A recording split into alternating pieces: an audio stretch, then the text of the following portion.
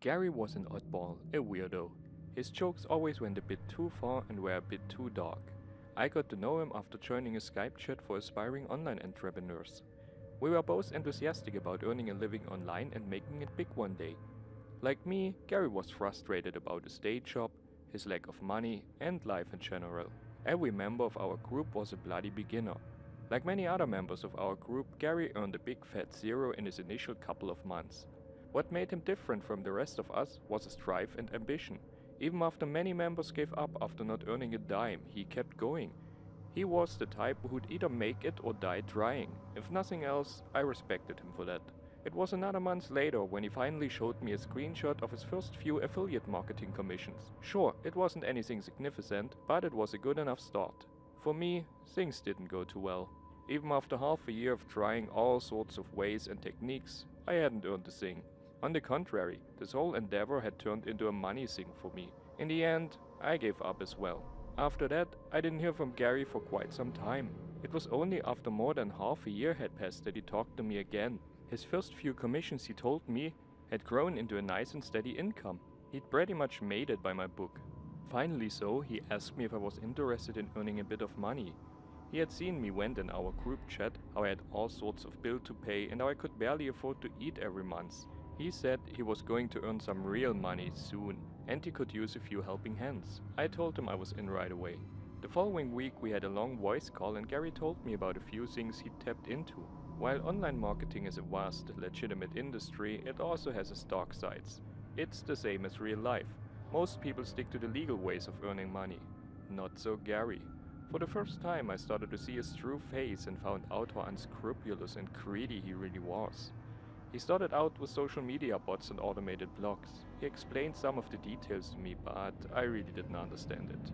When Gary found the adult niche, he said he struck real gold.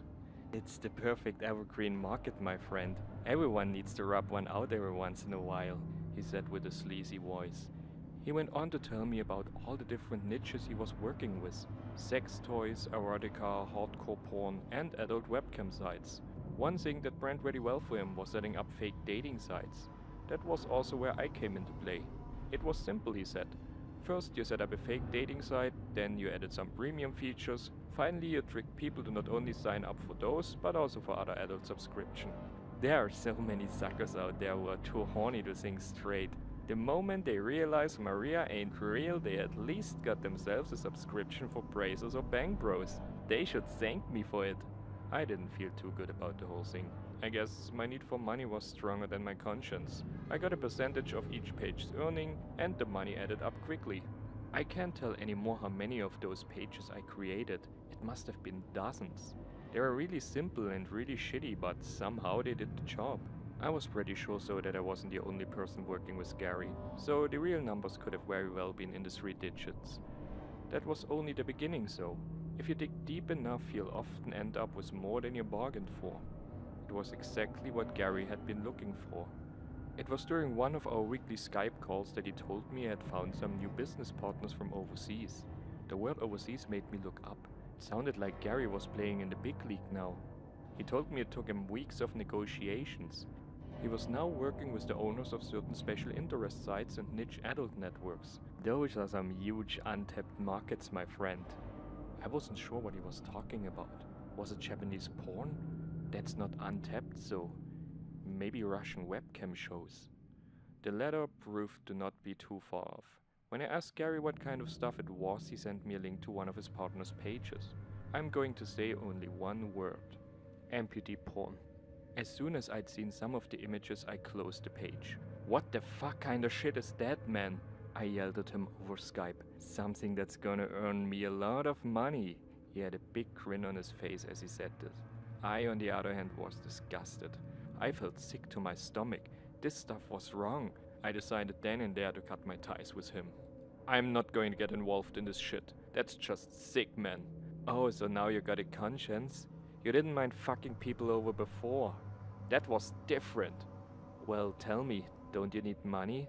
What about all those bills? You're sure you want to keep working at your measly dead-end job? I didn't say a thing. Guess you're just another poor sucker.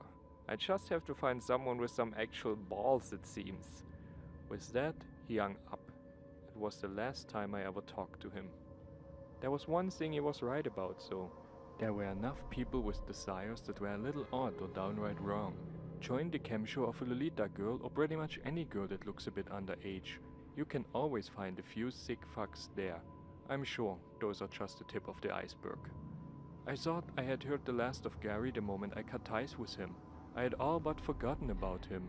That was until two huge burly men jumped me one morning as I was about to leave my apartment. Without a word, they pushed me back inside and locked the door behind.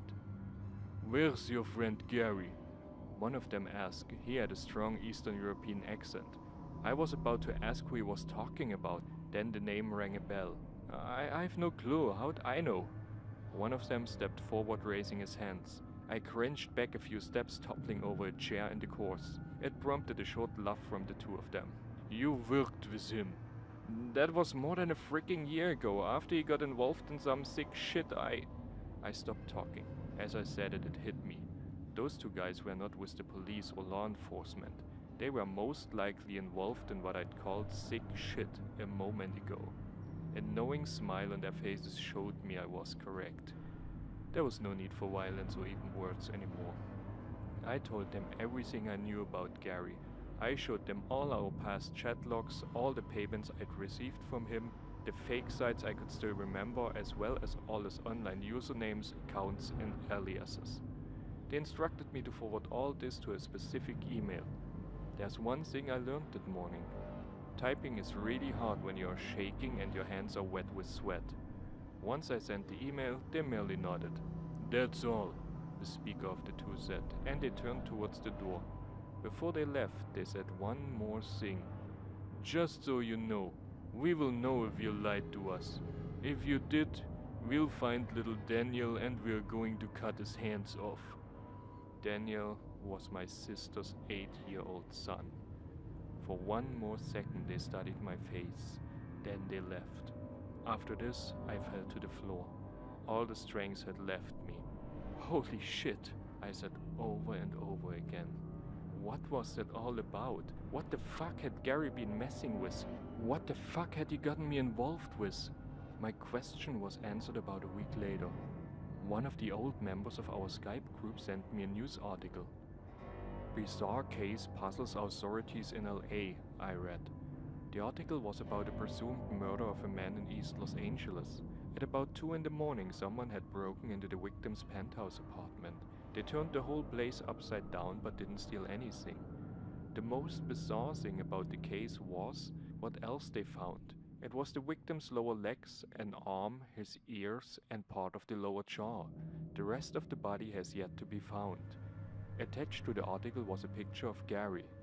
I soon found out what Gary had been up to. He had become quite a prominent member of some of the online marketing forums I frequented. It was only natural that people looked into his activities as his case hit the news. Before long, they uncovered more about the inner workings of his ventures. What Gary had done was to play the middleman. He used special software to funnel parts of his page's audiences to these special interest sites of his new overseas partners. At least for a while. A month into it, he got the idea of starting his own private network. The goal was to cut out the back end and take all the profits for himself. It hadn't taken long for things to take shape. There are always people who are willing to go to certain lengths to earn money, especially if it's good money. So before long, he found the right people to work with and even a few models, if you could even call them models. From then on, he'd started to send people to his pages, but only a few at a time. Now I know Gary was no idiot. He had always been careful, but I guess in the end he got a little bit too greedy. No one found out who Gary had gotten involved with. Some stories say it was the Russian mafia, yet others say it was one of the many Balkan groups. Either way, one thing is clear. Gary tried to cheat the wrong people. There's one last thing. It still makes me shiver even now. Some people did dig a little deeper. They found some of the pages Gary had been working with. He had taken a quick look at some of the many models featured on the page. One of them was a severely mutilated man. He was missing all his limbs except the left arm, as well as his lower jaw. Even in this state, I thought as I looked at the screenshots, there was no doubt who the man was.